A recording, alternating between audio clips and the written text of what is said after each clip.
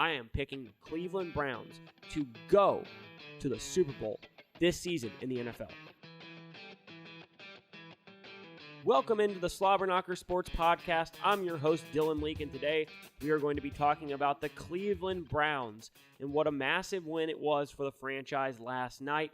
The Browns clinched their first playoff berth since 2020. They had been to the playoffs twice this decade, 2002 and 2020, and now the Browns are back in the AFC playoffs. They currently sit in the number 5 seed. They are a game in the loss column above the current 6th seed. However, the Browns are actually still alive for more than just a wild card spot, and we'll talk about that here in a second. But what a win last night. Obviously playing a depleted Jets team who is just a 6-win team on the year. But I think this Cleveland Browns team is for real. I think this Browns team has a chance to make some real noise in the playoffs, and I'm going to tell you why. And we're going to start with the adversity they've overcome this season. Let's start with Game 1. Game 1, going into that game, they take on the Cincinnati Bengals and Joe Burrow, and they put everybody on notice quickly with that defense. Shutting down Joe Burrow in that game, he threw for less than 100 yards. It was bad weather in the game, but that Bengals offense, who was one of the best offenses in the league in the past couple seasons, could not get a thing going against that Browns defense. They shut him down, they shut Burrow down, and they put the league on notice quickly that defense was a top unit in the NFL. And then, in that game, one of their best offensive linemen, if not their best and most important piece, their left tackle, Jack Conklin, goes down with a significant knee injury, torn ACL, out for the year. Huge loss in Game 1. Fast forward to Game 2, they're playing at Pittsburgh. Minkah Fitzpatrick comes in and takes a low shot at Nick Chubb, their all-world running back. Nick Chubb, one of the worst knee injuries I've seen in an NFL game in a long time, out for the year. Hopefully he'll be able to return with a, similar production level to what he had before. But when we look at that, you lose your number one offensive lineman, a guy who was an all-pro, first-team all-pro 2 times in the NFL. Just got a new contract, 4 years, $60 million. He's 29-year-old lineman out of Michigan State. Stud. Then you lose the number one running back in football, Nick Chubb, in back-to-back games, your first 2 games of the season. Absolutely brutal. Add to that, a couple games later, Deshaun Watson goes out with an injury. Watson, undisclosed shoulder injury. Nobody really knows what's going on. Some were saying it wasn't a real injury and something else was going on. Others were saying it was a significant shoulder injury. Nonetheless, he comes back for one game, gets hit hard in the beginning of the game and goes out. Misses another game after that. Played one more game the entire season. It was against the Baltimore Ravens, and his shoulder was essentially being held together by fucking Scotch tape. I mean, it was barely hanging on by a thread. He's able to help the Browns win the game in the final minutes of the game against Baltimore, and it turns out that could be a massive win, and we'll talk about that here in a second. But you lose your number one offensive lineman, you lose your number one and arguably league best running back, you lose your starting quarterback, and this Browns team just kept finding ways to win games. I mean, they started off the season 2-2. Actually, they were 2-1, lost game 4 to the Ravens, had back-to-back wins, and then kind of flip-flop quarterbacks after we saw Watson go out. They had P.J. Walker, who has been historically one of the worst NFL quarterbacks in the history of football. I mean, the guy has been absolutely atrocious. They're winning games with him. They decide, okay, enough of Walker. We're going to go to DTR, Dorian Thompson-Robinson, the rookie out of UCLA. Not a great passer. Obviously has 0 experience in the NFL. He comes in. He finds a way to win a few games. And then the Browns did what a lot of organizations wouldn't do. For example, the Jets this year. Their starting quarterback goes down. Do they go out and get a quarterback to try to be a contender? Absolutely not. They stick with Zach Wilson. They go to Tim Boyle. They now are with Trevor Siemian as their starting quarterback. And what happens to them, despite having an elite defense? They're not a playoff contender, 6-win team, and it's, again, a disaster. And it looked like Cleveland was heading for that, as this is an organization that just tends to have these things happen to it. They've been the laughingstock of the NFL, but this team is absolutely resilient. They did not care that they lost their top lineman. They did not care that they lost Nick Chubb. They didn't care that they lost their franchise $250 million quarterback. They just kept playing, and then the organization went out and they signed Joe Flacco. And who would have thought that 38-year-old Joe Flacco would be the difference in this team being a contender? But Flacco has done just that. He has made this team a real contender in the AFC. Flacco has led the league in touchdown passes the last 4 weeks, including last night where he threw 3 first-half touchdowns.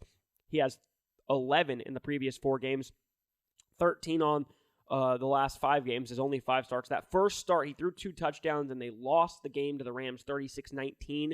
But it was a sign of things to come. You could see Flacco could clearly still throw it, and it makes you wonder what in the world some of these other organizations, like the New York Jets, were thinking when they did not go out and sign Flacco. The Jets especially, I would call out here, because they had Flacco in their system last year. He played games and started games for them.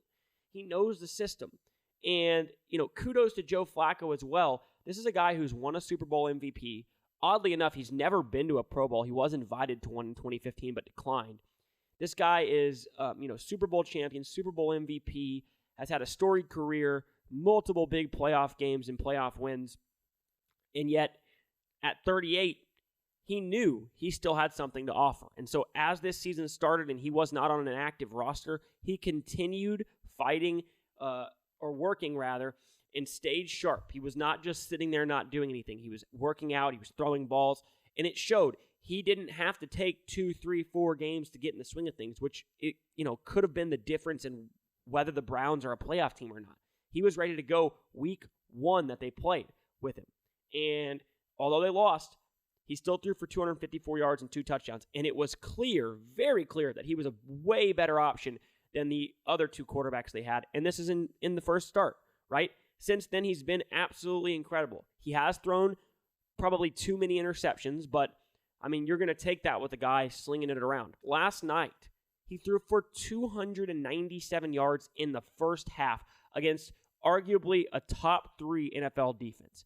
He was slinging that thing all over the yard.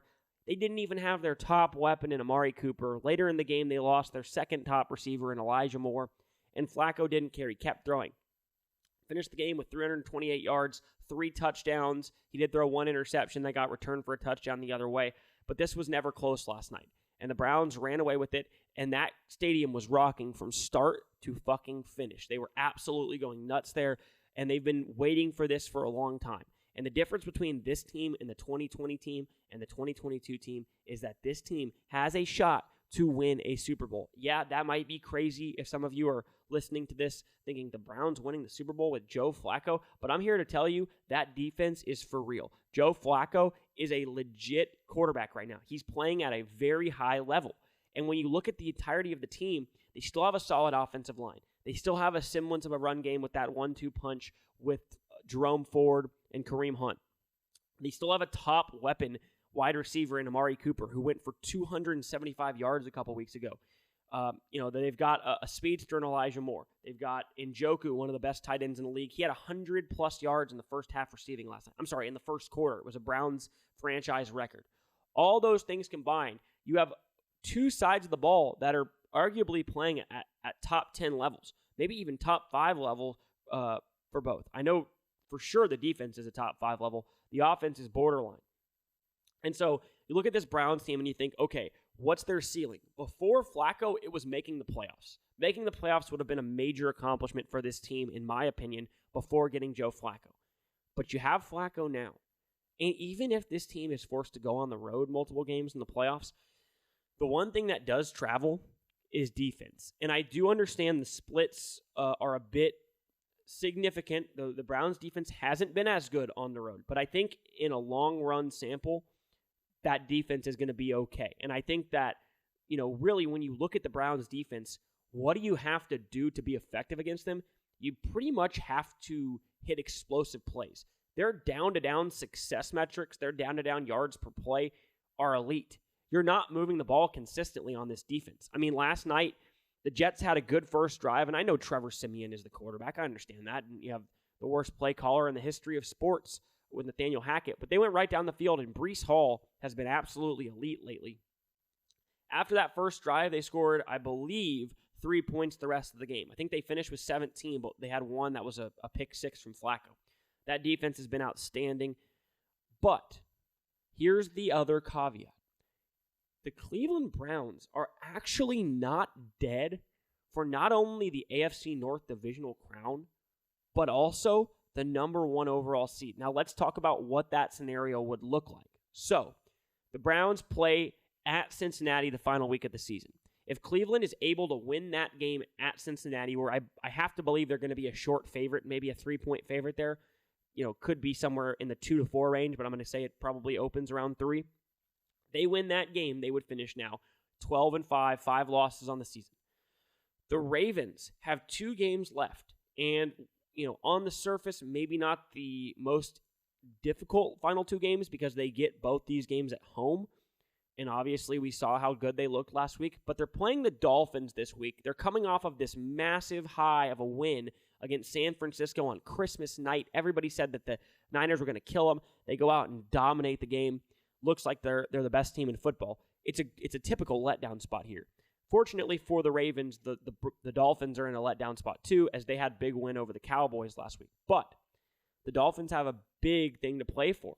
Right? The Dolphins win. Not only are they going to lock up the divisional crown over Buffalo, but they also will be a game ahead, or I guess a half game ahead of Baltimore for that number 1 spot. They'd have the same record, but the head-to-head would obviously go to Miami with a win over Baltimore. So, let's say the Ravens lose to the Dolphins that week. They now have 4 losses. The final week of the season, they are at home, but they are taking on none other than the Pittsburgh Steelers. And when you get to a game between the Baltimore Ravens and the Pittsburgh Steelers, it really is it's a cliche, but it really is true. You can throw the records out the window. We saw it game 1. I know it was in Pittsburgh, but Baltimore led by double digits late in the fourth quarter, and they found a way to lose the game. And I do think the Steelers are playing a little bit better football with Mason Rudolph. Obviously, they looked good last week against a bad Cincinnati secondary. But I think that Steelers team, who's going to have a ton to play for, they're trying to get in the playoffs. That's going to be a much tougher game than people expect. Let's say, for sake of argument, that happens, and the Dolphins and Steelers both upset the Ravens on their home field. Not the craziest thing in the world. I would say the Dolphins have probably about a 30% chance to win this week, and the Steelers have maybe about a 20% chance to win the final week. Those aren't 2%, right? Like those are 1-4, 1-3. I think there's a shot. If that happens, the Browns would then be tied with the Ravens at 12-5. And the tiebreaker would come down to divisional record. Well, if the Ravens were to lose out and lose to the Dolphins and the final week lose to the Steelers, they would finish with 3 losses in the division. The Steelers had beat them the first time, they would beat them the second time, and obviously they split with the Browns. They'd finish 3-3. If Cleveland were to win the final week at Cincinnati, they'd finish 4-2 in the division. That's the number 1 tiebreaker after head-to-head, which the 2 split. And all of a sudden, the Cleveland Browns would be AFC North champs. Not crazy. But here's what's even wilder. If the Browns are able to win that game against Cincy, and if the Ravens are able to somehow lose both those games to Miami and Pittsburgh, then you look at the Dolphins. The Dolphins would then have 4 losses. They would sit in the number 1 seed. And the Browns would sit in the number 2 seed as they have a better overall record than the Chiefs and whoever comes out of the AFC North. Well, the final week of the season, who do the Dolphins take on? Their rival in the division, the Buffalo Bills, who themselves are really trying to get into the playoffs here. Massive game. It also will be a way bigger game for the Bills because the Dolphins will have already clinched the division. Obviously, Miami will know if they win that they'll get the number 1 overall seed in the bye in that scenario. But you have a much more motivated team in Buffalo trying to get into the playoffs. All of a sudden, Miami loses that final week. It would come down to conference record because these 2 teams in Cleveland and Miami did not play in the regular season. The better conference record in this scenario would go to the Cleveland Browns. And that is how the Browns get the number 1 overall seed. Do I think it's going to happen? Probably not. Do I think there's a legitimate shot? Absolutely. I would say it's about 15%. I do think the Browns win the final week of the season. I do think the Dolphins have a decent shot to lose to the Bills the final week. I just don't know that the Ravens will lose both of their last two at home. You have to believe if they do drop this week to the Dolphins, that they're going to be really ready to go for that Steelers game. But again, anything can happen in that rivalry. If the Browns are able to secure that number 1 overall seed or even the number 2 seed, to me, I actually would put them as the favorite because when they're playing at home, that team is really hard to beat, and that place has been absolutely rocking as of late when Joe Flacco has come in there. I don't know anybody that would say we want to play the Browns. Obviously, Mahomes in the playoffs, really good. Obviously, Miami has a really good offense. Obviously, the Ravens are, one of the better teams in the NFL, and Lamar Jackson is playing some pretty good football as of late, although he does not deserve the MVP whatsoever. I still believe the Browns at home, if they had home field throughout, or even if they had to go to Miami, I think that I would pick the Browns to come out of the AFC. That might be wild to say. The Browns could absolutely lose in round 1 because they end up going on the road. The defense, has an off game, and Flacco is obviously probably going to throw an interception each game. He's just too old and rusty to not do it. He doesn't see the field insanely well anymore. But I still think the Browns have a shot, even if they're that 5 seed. Nonetheless, this is good for football, right? And that's the thing that this comes down to. The Cleveland Browns being in the playoffs, regardless of what anybody says, is good for football. We want teams like this to be back in the mix. It's funny that when the Jets and the Browns and these bad organizations, the Panthers, have these catastrophic seasons because it's a bunch of memes and Twitter posts and all those things. But the reality is, we don't want to see Patrick Mahomes and the Chiefs win the Super Bowl every year, right? We don't want to see the same teams at the top every year. I, beyond just being a Cowboys fan, would love to see that team come back to prominence and be a contender. Don't see it this year. Would love to see the Browns come back and be a contender. I do see it this year. Would love to see some of these lower-end teams who haven't been good for a long time get back in the thick of things. I think that would be really fun to watch for the NFL. I think it's interesting. It's not interesting to watch the same guys play over and over. We understand Mahomes is really good. Also, not that high on the Chiefs this year. I don't know, how much faith I have in Kansas City at this point when they've shown no semblance of improvement offensively. In fact, they've arguably gotten worse in the last couple weeks. But I digress. Overall, I think the Cleveland Browns have a legitimate shot to get to the Super Bowl. I don't know that I would favor them against a San Francisco team on a neutral field. In fact, I know that I wouldn't, obviously. I think the Browns would likely be a 5-point favorite, 5.5-point favorite. I think that's not too off. That was the line in San Francisco against a Ravens team that I think Vegas values a bit higher than the Browns. So I think that that's about what the line would be if that was the matchup. But honestly, as a betting man, I'm curious to see what the number is on getting the Browns and the Niners in the Super Bowl. Because if it's anything greater than 25-1, which I assume it is, it might not be a bad idea to throw a few bucks on it. Because, in my opinion, the NFC is clear-cut. I know the Niners didn't look good last week, but neither did the Eagles, neither did the Cowboys, neither did the Detroit Lions. They've all struggled. And the Niners are the clear favorite in the NFC. I don't see how they don't get the number 1 overall seed, and if they do, I don't see how anybody goes into San Francisco and beats them in a playoff game. I could be wrong, but to me, that's a lock. San Francisco is going to the Super Bowl. On the other side, you have to ask yourself then, what are the odds the Browns can make the Super Bowl? Well, if they get that number 1 overall seed or the number 2 seed and they get home field advantage, I do believe that they have a very good shot, as I've said. So, best case scenario, you're getting home field throughout, you're getting a bye, you only got to win 2 games. Worst case scenario, you're the number 5 seed. You're going to take on a team from the AFC South, either the Texans, Colts, or Jaguars, who you're going to be a favorite against on the road. You've had a significantly better season. You're a better team than any of those teams, and none of them are playing that good football right now. So likely a favorable matchup in the first round. And then you look at playing either the Ravens or the Dolphins if you're the 5 seed, assuming no upsets occur other than that game. You would think that that's probably where they're going to go. I just don't see any dominant team in the AFC. I know people are going to say that the Ravens are the best team. I understand that this is a recency bias league, and everybody's going to be a prisoner of the moment and say Lamar Jackson's the MVP because he had a half-decent game against the 49ers in a game in which he got 4 short fields due to interceptions. I don't see them being that much of a juggernaut. I think the Ravens in the playoffs have proven that they've struggled. Lamar Jackson struggles in the playoffs. That's a fact. So to me, you have them at the 1 seed, and at the 2 seed, you have the Miami Dolphins, who have 0 playoff experience, right? Tua didn't even play last year in the playoffs. They had to play their 3rd-string quarterback. It did not go very well.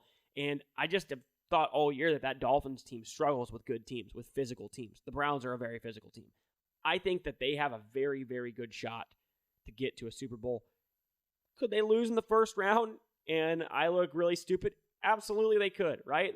They're not like some big, massive favorite, but I just think that people are sleeping on this team. And from what I've seen the last 4 weeks with Joe Flacco under center, with Amari Cooper playing at the level that he's at, with that defense consistently improving, if they are healthy, and obviously they're not healthy to the extent that they were at the beginning of the season, but if they're healthy based on who they've got available for the remainder of the season, that's my pick. I am picking the Cleveland Browns to go to the Super Bowl this season in the NFL.